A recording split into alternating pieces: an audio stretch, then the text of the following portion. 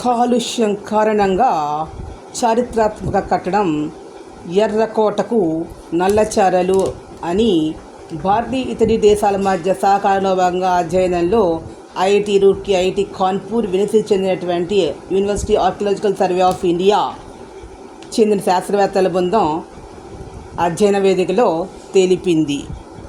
అరుణాచల్ ప్రదేశ్లోని నాంగ్న్యూలో కస్తూరిబా గాంధీ విశ్వవిద్యాలయ విద్యార్థినులు టీచర్ల కొరత నిరసనగా 65 కిలోమీటర్ల మేర నడక ప్రదర్శన చేశారు.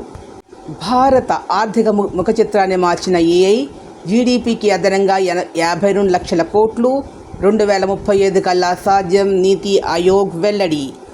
ఐటీ వాహన షేర్లలో లాభాల స్వీకరణ. రువాండాలో మహిళల ప్రాతినిధ్యం 64%, మన లోక్సభలో 14% మాత్రమే.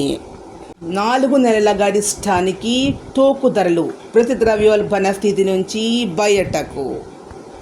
గ్రామ సభల్లో చర్చలు, చిటికెలో డాక్యుమెంటేషన్, పంచాయతీలకు ఏఏ ఆధారిత టూల్ అనుసంధానం.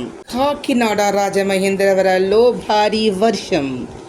నిరంతరం మరిన్ని కొత్త వార్తల కొరకు నిరంతరం చూస్తూ ఉండండి బాచీరావు ఏ న్యూస్ ఛానల్.